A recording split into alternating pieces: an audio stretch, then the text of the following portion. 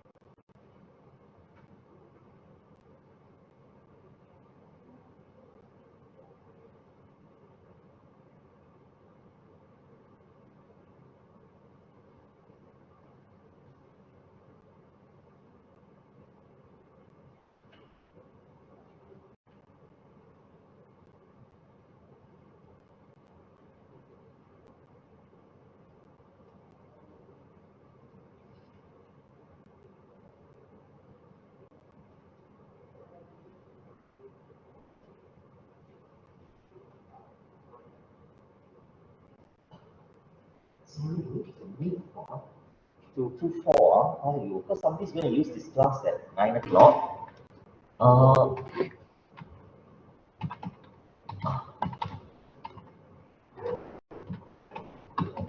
I already checked, sorry.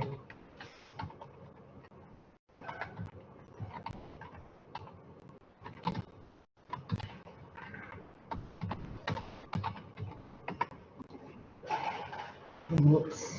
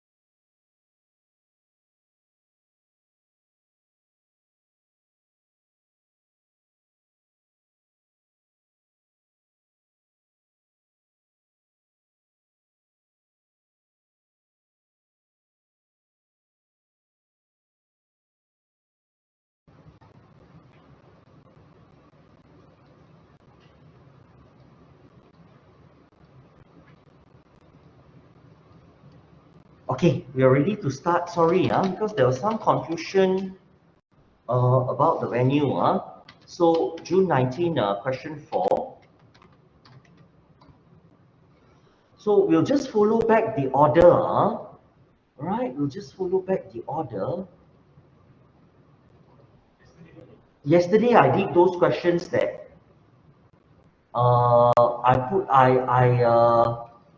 yesterday I did those questions that I told you that I planned to do. I did most of them. Right? So you can watch back the recording, like I did June 18, question 1, question 2, and so on. Right? Those are slightly more challenging a bit.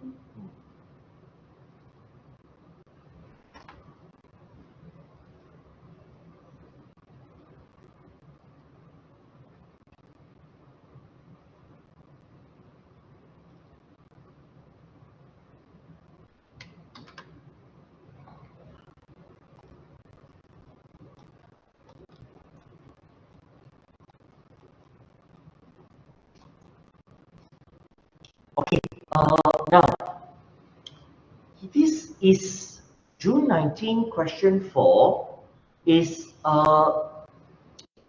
quite, what do you call that, quite a good question to practice for RPGT because it covers a lot of aspects. Okay, now, first thing we look at it is number 1. Timothy owned a piece of commercial land. Information is available in relation to Timothy's ownership of land. He inherited the land from his father's estate, and his father died on 10 December 2008. So there is a transfer on death. On this date, the market value of land was 900K. Land had been acquired by Timothy's father in 2000 for 300,000. So executor transferred the land to Timothy on 4 April. Its market value was 1 million. Okay, so what it means is that we have to take the market value at the date of transfer. Because this is a transfer to like a legatee, inherited the land. Okay, so you have to take the market value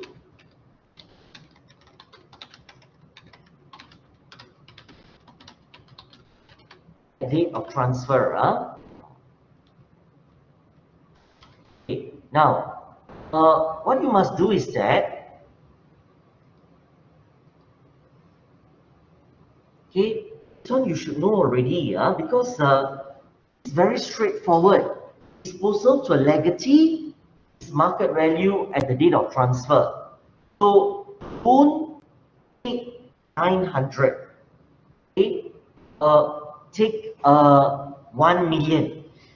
Okay, take 1 million. Don't take 900. Okay, next one. In 2012, what happened? Okay, take a look.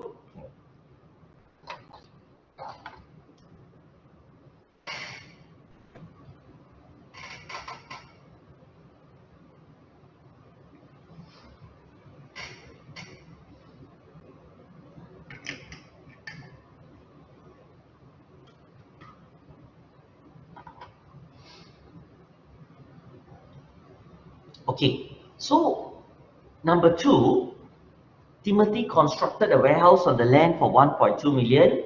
Now, straight away, you should know this is an enhancement. Funded by a loan which he repaid in full in 2014. Right? Now, interest expense is irrelevant. Okay, interest expense is irrelevant. Okay, all this you should know very well. Okay, so receive compensation of 2.5 from his neighbor cause significant damage to land now. As far as possible, unless you see any evidence of revenue, it will be capital. Okay, unless you see any evidence of revenue, like partly destroyed, etc. If not, it will be capital. Okay, so straight away, now whenever you receive compensation, please always check for excess recovery. They are not going to tell you. So what you must do, 2.5 million, check with my acquisition cost, 1 million. Now don't go and plug 1.2. 1.2 is part of PE. Okay, 1.2 is part of permitted expenses. So do not go and what you call that, do not go and add the 1,002 or 1.2 million. So constructed a new warehouse building. This is a new enhancement. Okay, this is a new enhancement.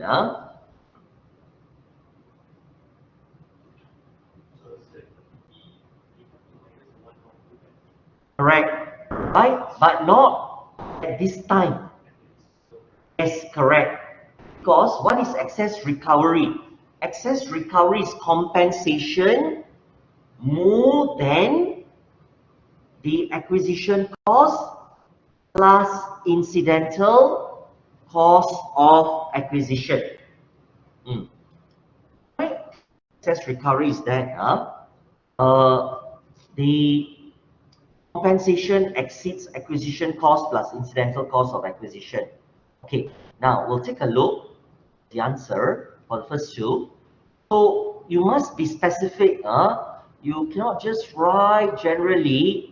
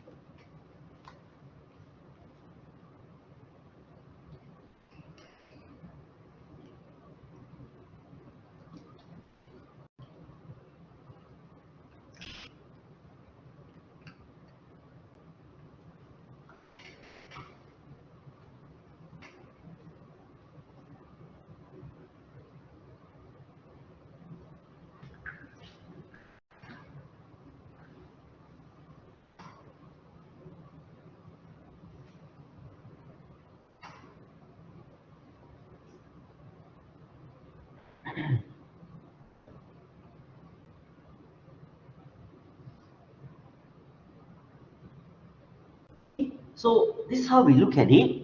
Okay, you take a look, I'll explain. Okay. Be specific. You're not asking for the father, so that's not necessary to say no gain, no loss.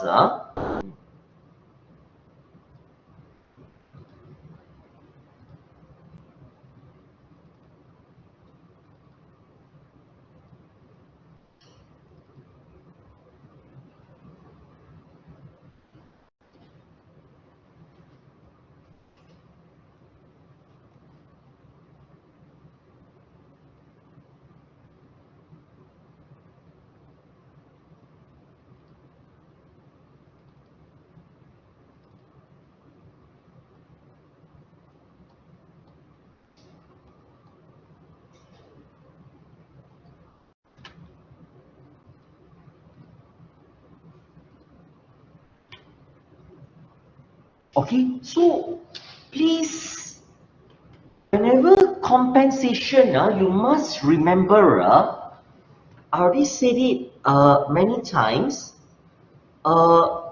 whenever this compensation is received or insurance proceed received, always check for excess recoveries. Okay, I'm not going to tell you. Okay? So you have to be sharp. Nobody's going to be so kind and say that, dear students, an excess recovery exists. No one is so kind. So there is no Schedule 4 exemption for individuals, right? Why? Because I'm not disposing a whole asset, okay? I'm not disposing the whole asset. So there is no Schedule 4 exemption for individuals, as I am not disposing the whole asset. Okay? So be careful, right? So you need to check whether an excess recovery, does it exist or not? Okay? You have to be careful for that. Okay. Now, next one.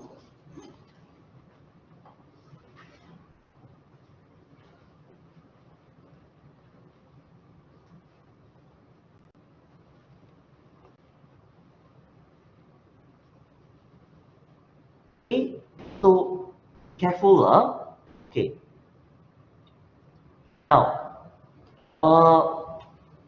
so for excess recovery, I just adjust this, the compensation received, compare with acquisition price. So we have a deemed chargeable gain.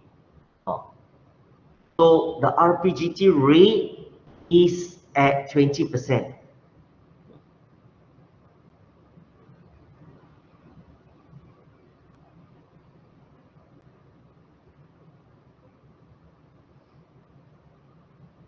Okay, April 11 until 10 May 2014.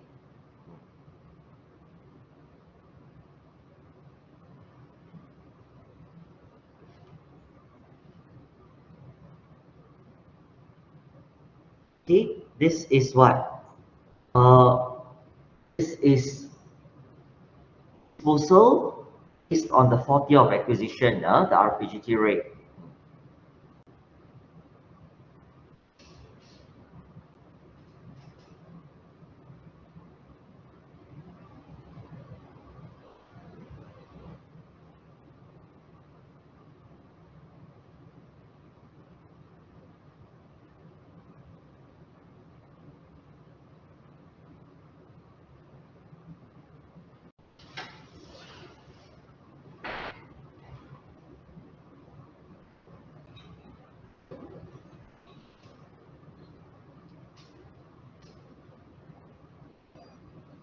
Okay, how do I know for April 2011?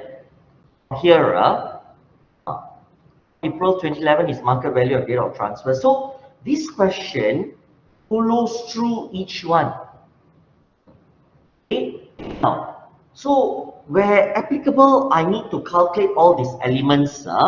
Like for number 1, I do not need to calculate that. I'll just say market value at the date of transfer is how much. Okay, so the new warehouse building, this is a new enhancement. They are not relevant here because they are part of the purchase price. Okay, they are not relevant here. They are part of the purchase price. Part of the purchase price. Okay, I'm going to move on. So next one, number 3.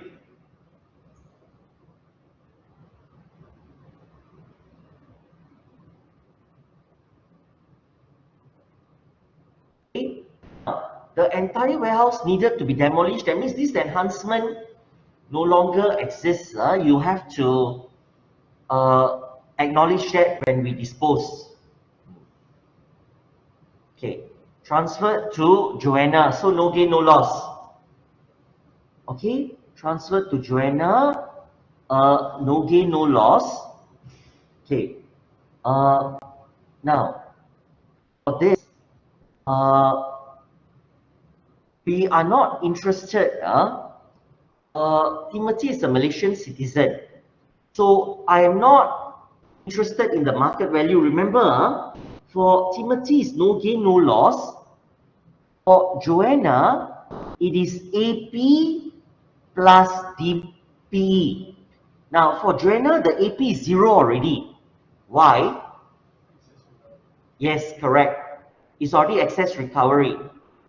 So it's 0. Okay, so you have to mention,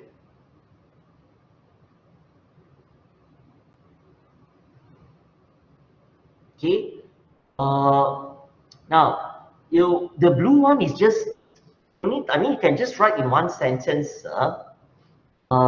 It's okay, it's nothing new. Just write the above in one sentence.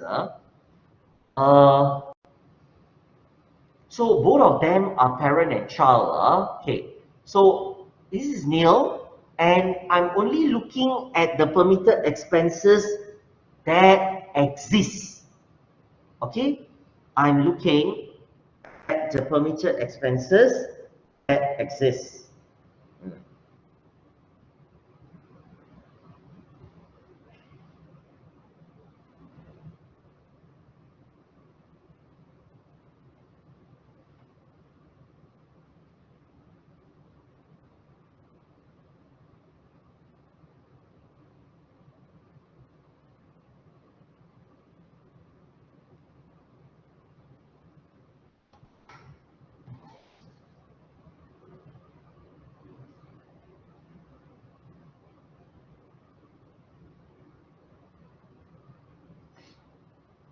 Okay, we are looking at the permitted expenses that exist.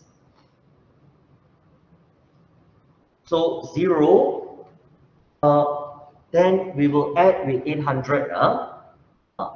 So this is a good question for revision because covers many aspects. Okay, it covers many aspects.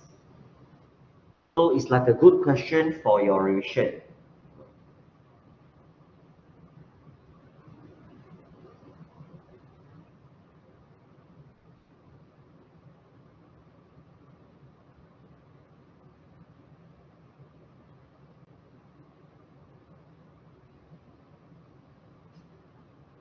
Okay, we'll move on. Now, disposal of property by Joanna. So Joanna subsequently sold the property for 2.8 million. Sale purchase was conditional upon obtaining consent from the state government, which was obtained on 19 May. So remember, we will follow 19th of May.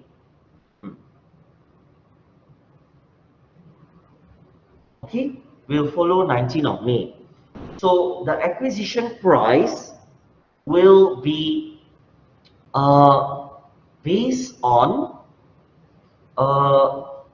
Joanna's just now, what we calculated in number 3, follow throughs, right? So sold the property for 2.8. Okay, you must mention when is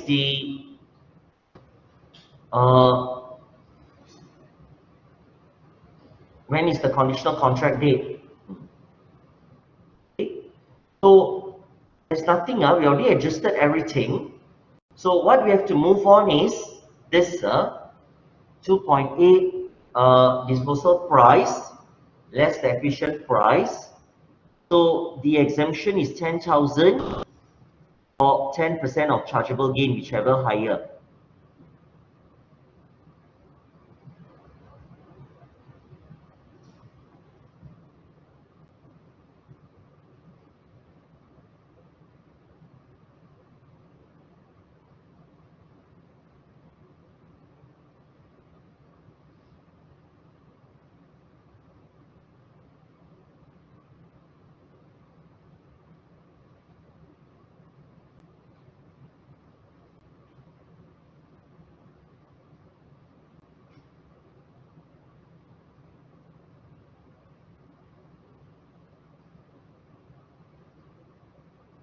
So it is again subject to RGT 1.8.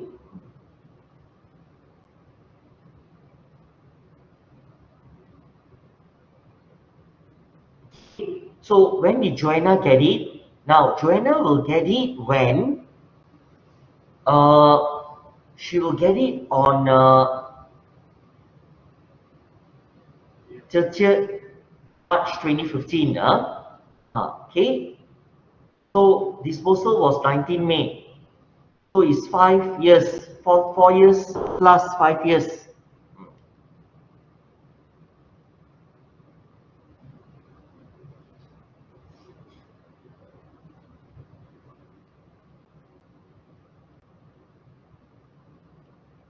Okay, 4 years plus 5 years.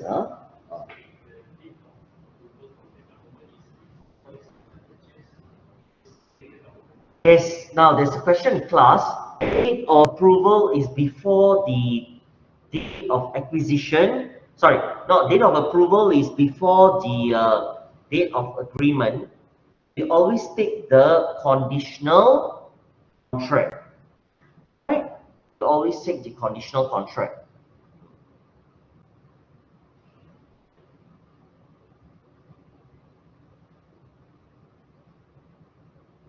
We always take the conditional contract.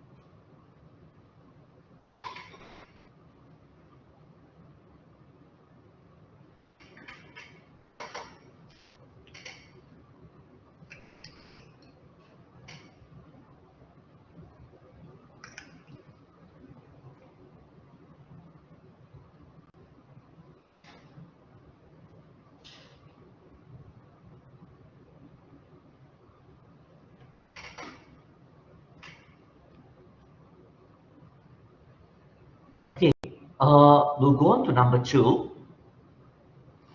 Okay, start reading this number 2. This is a good question to revise. Alas pato means lazy to comply.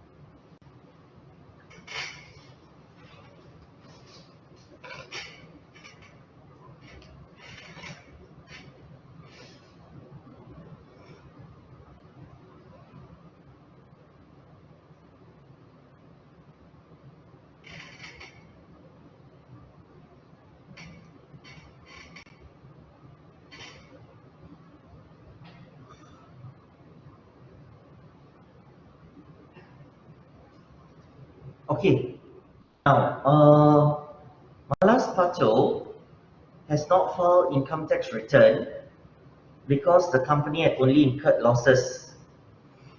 Okay, company became profitable, it filed first income tax return. Now, you should know already, whenever you get old assessments, straight away I already told you, yesterday also we saw one, think of time bar and also think whether it could be due to fraud, willful default, and negligence. So think along these lines, whether it could be based on these three things: fraud, willful default, negligence.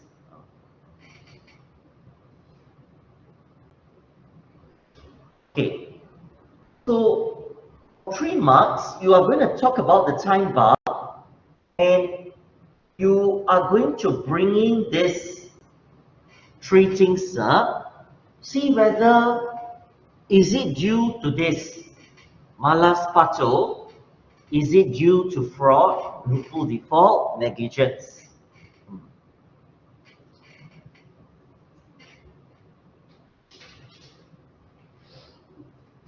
Okay, see whether it could be due to that.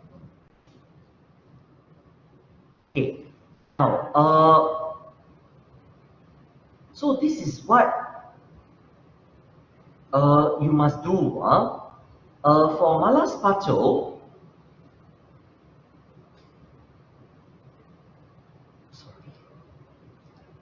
okay, for malas pato, companies must file their returns even though they have incurred losses. Okay, you should be aware of that. Okay, companies must file their return even though they have incurred losses. Okay, you must know that individuals need not file their returns if there are losses from first year of commencement. But if they filed the previous year, they must file the current year. So for individuals, it's like this. You need not file their returns if you have losses from first year of commencement. Right? So if you have filed the return in the previous YA or required to file a return in the previous YA, then you have to file a return. That means, here what it means is that you are required to file a return. Okay, but you didn't file a return. Okay, you're required to file a return, but you didn't file a return. Because maybe you forgot, or what, not say forgot lah. That means you had chargeable income, but you didn't file the return. Okay. Right? When I say required to file a return, most likely you have chargeable income. Okay, most likely you have chargeable income. So if you had filed the return in the previous YA or required to file a return in the previous YA, then you have to file a return. So if you want to appeal against notification of non-chargeability, a return also needs to be filed.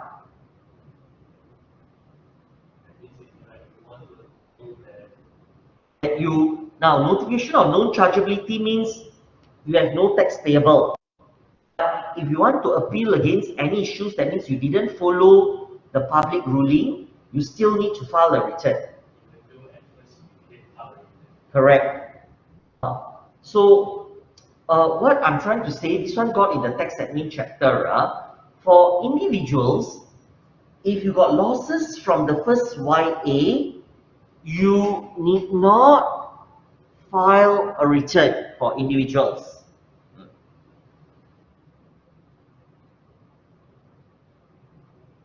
Okay, for individuals, if you have losses from the first YA, you do not need to file a return.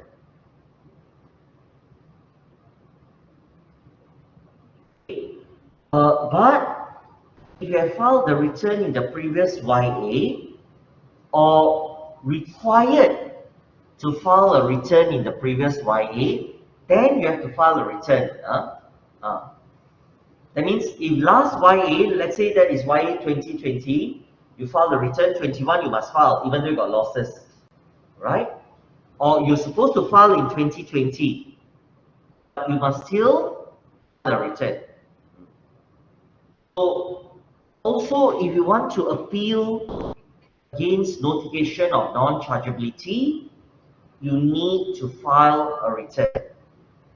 That means notification of non-chargeability is your, because the notification of non-chargeability means you don't have tax payable. So how do you formalize it? Through filing a return. Okay, you formalize the notification of non-chargeability through filing a return. Okay, so for all assessments, you think about all this, whether it could be due to fraud, willful default, negligence. Okay? Willful default means purposely you do not want to comply.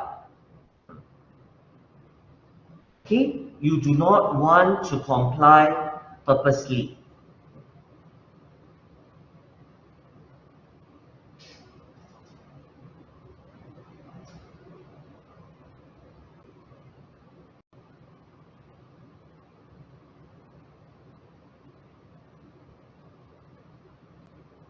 Okay, right? Then think of this negligence. Okay, so in this case, time bar we must count from 31st December. Do not bother company year end. The issue is negligence because you must submit your income tax returns.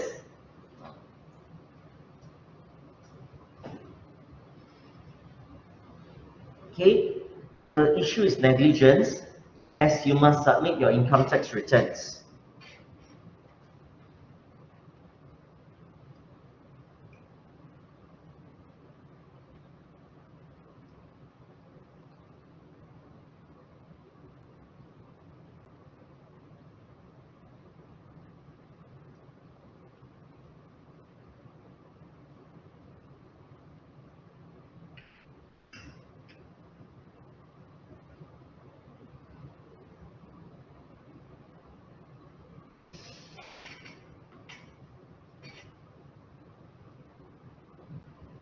Okay, we'll move on.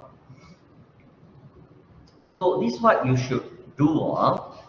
For these 3 marks, first you must write the rule. Every company must file a return. You must write that rule. So if you don't, if you have not furnished a return, okay, DG determine your tax payable. Okay? Because they believe that you may have an assessment, right? You may have tax payable. So DG is authorized. Okay? Then you bring up about the time bar. So for companies, there's no choice because you're not an individual.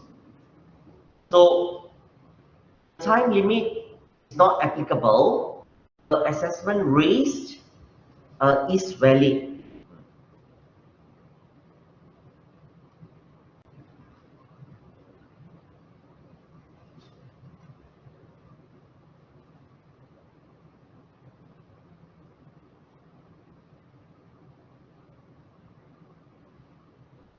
Assessment raised is valid.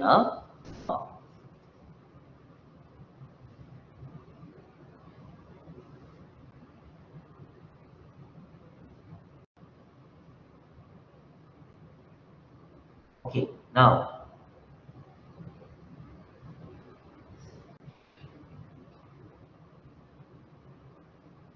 so So we look at number 2.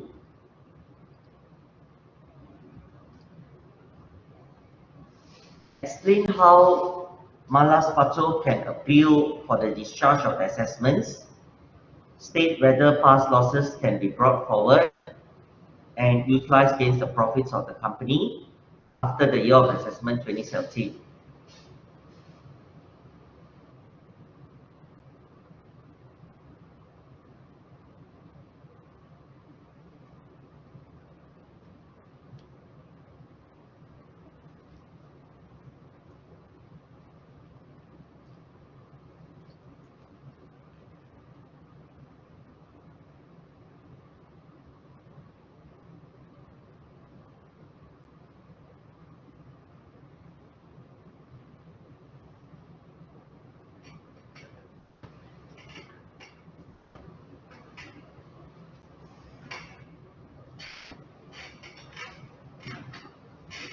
Okay, now, so how can you appeal? So first step, look at 28 May 19. You are going to count 30 days after.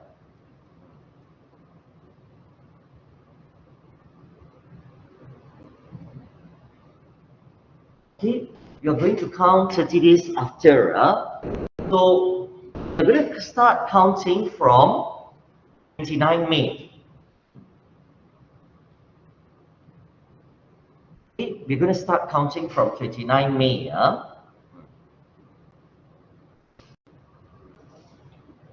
Okay. So 29 May, 3 days, because you must always appeal is most of the time is 30 days after. 30 days within is like for the group relief, you can still remember the group relief if the claimant wants to appeal.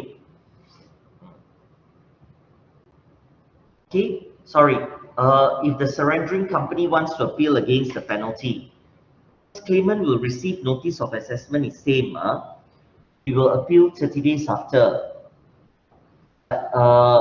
Surrendering company is 30 days within, but in general, most of it is 30 days after.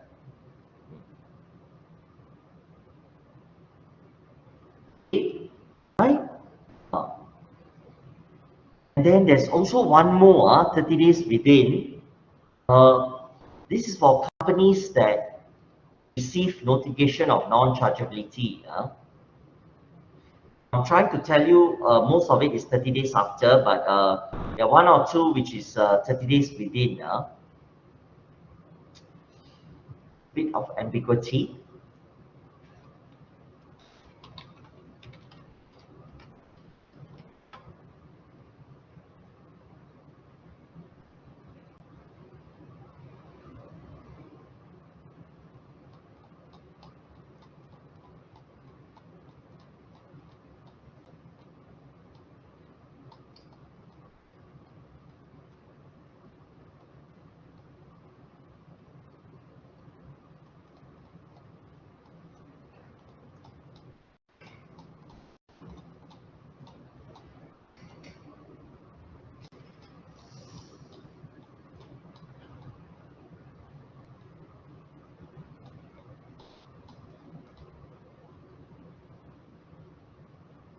Tax return has been submitted. Is appeal 30 days from the date of being so notified.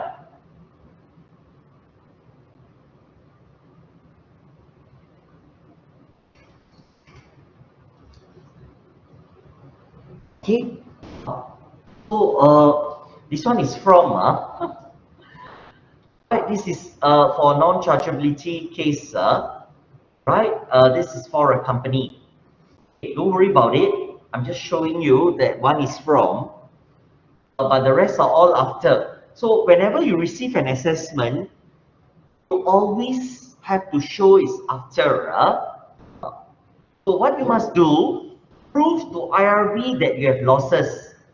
Because you are doing a business, prove to IRB that you have losses. Okay, prove to them that you have losses. Okay, so IRB will review the case, and when there's no tax payable, they'll issue reduced assessment, but they will always maintain the penalty for non-submission. They are not going to remove the penalty because you are in the wrong. Why you are in the wrong? Don't worry about the tutorial note. Why you are in the wrong? Because you as a company, you must submit your return, but you did not submit it. Okay? You as a company, you have to submit your return, but you did not submit it. Okay? So tax losses, right now, all these tax losses, try to bring in the 7 years. Okay? Try to bring in the 7 years. Can be utilized against the future profits of the company. So bring in the 7 years for the tax losses.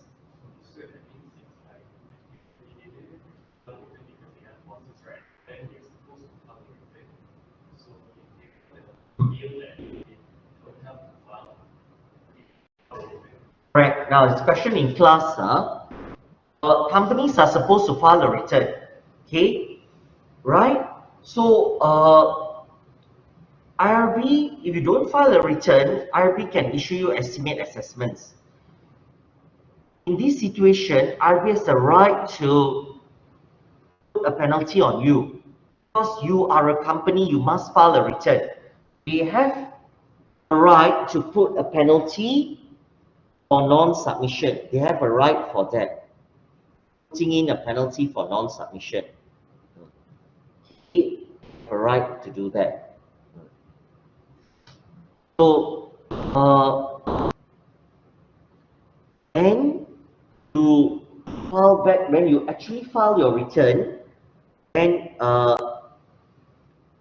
when you want to appeal, you have to file your return. Okay? When you want to appeal, you need to file your return. Okay? If not, there's no proof. See, you got loss, but show me in your return you have losses.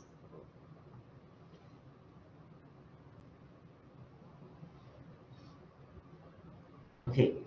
Now, you see, this is worth 6 marks. So you just cannot leave it so much. You can't leave it so much.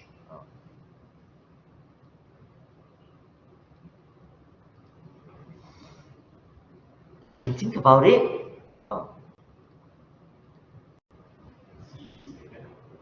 C no need to do because C is GST, right? Just A and B. C do not have to do. Now, so I finished 19, 20, 21, except December 2021. I'm still waiting for the official answers because the official, there's a few contentious issues there. So wait first until I get it. If not, you have to look at the unofficial one, but not yet lah. Okay, there's still time. But definitely we'll go through that. Now,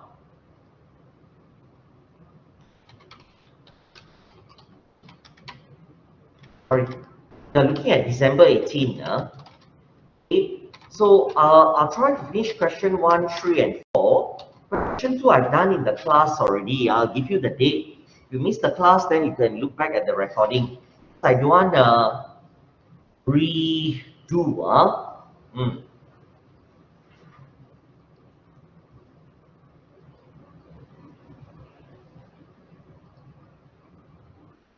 This is about R&D.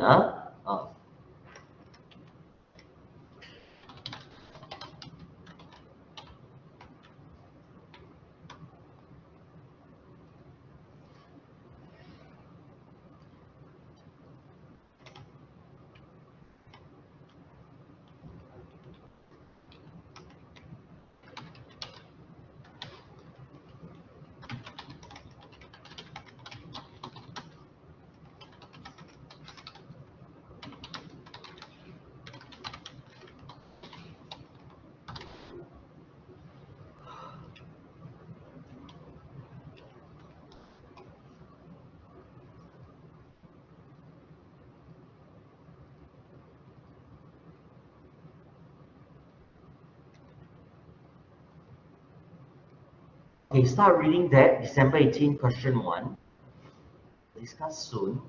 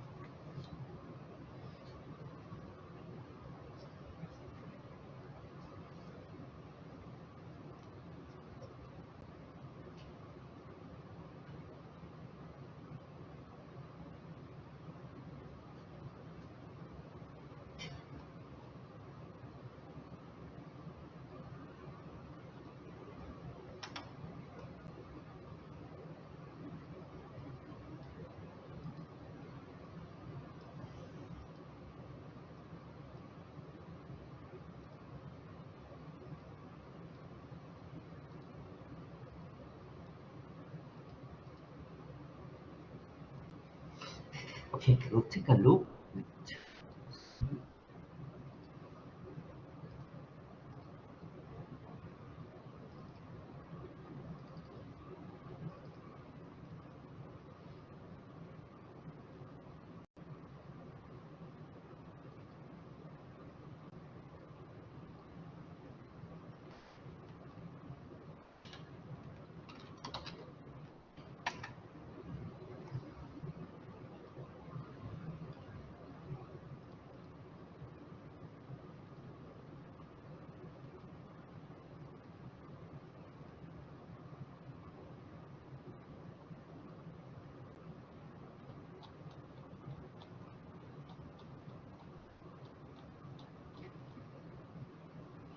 Okay, this looks short, but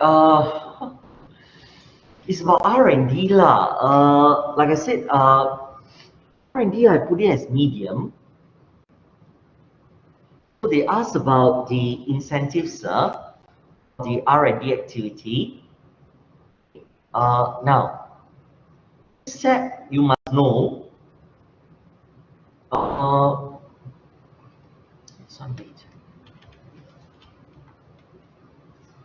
So if R&D comes out, if you want to take a deduction, single or double, you need to mention this because this is something new in the something new in our what do you call that, in our new public ruling. Previously we don't have. So you need to mention that the expenditure fulfills the definition of R&D and is a qualifying R&D activity.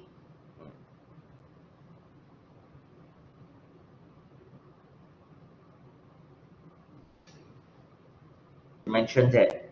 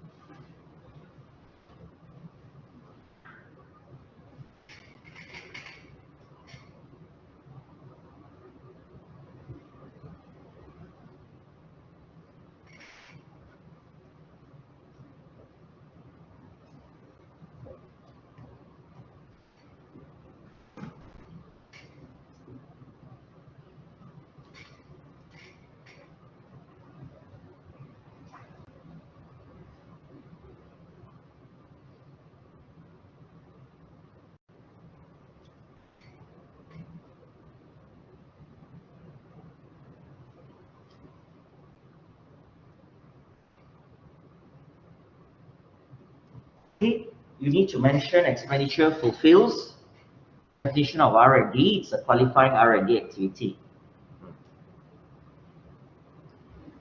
Okay, so you need to know this.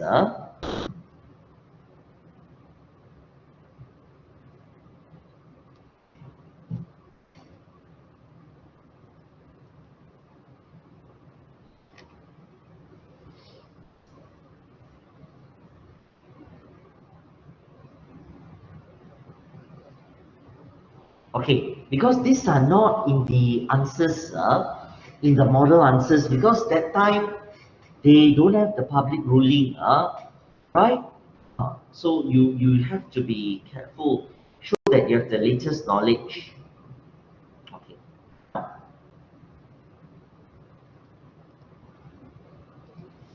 So as usual, we will read the first one, requirement here. So we're going to learn, we're not going to learn now, we're going to look at what, if R&D is carried out by ABC or by new company X, solely to cater the research needs of ABC, right? So we're going to see like what type of incentives can be given here.